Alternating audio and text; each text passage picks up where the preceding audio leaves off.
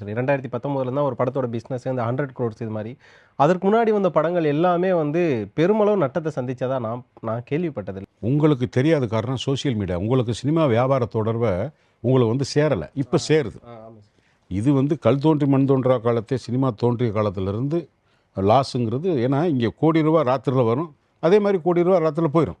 இந்த அ வியாபார தன்மை அப்படித்தான்.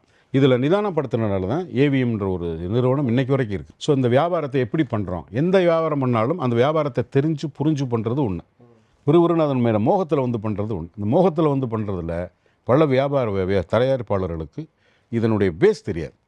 ஆட்டோமேட்டிக்கா போயிரும். அந்த தோல்வி உங்களுக்கு வராம இங்க நெறைய பேர் நாங்க அப்படி இல்ல. முதல்ல லேபரேட்டரி ஒரு 3 லேப் தான் சென்னையில. படம் ரிலீஸ் ஆனதுக்கு முதல் நாள் சாயங்காலம் ஒரு பஞ்சாயத்து நடக்கும். அங்க தயாரிப்பாளர் அனாதையா நிப்பார். காசு ஒண்ண தவிர வேற எதுவுமே உதவாது. உங்களுக்கு வந்து அன்னைக்கு வந்து உதவுவது தான் தெய்வம். அன்னைக்கு தான் நீங்க கடவுள நேரா பார்க்க முடியும்.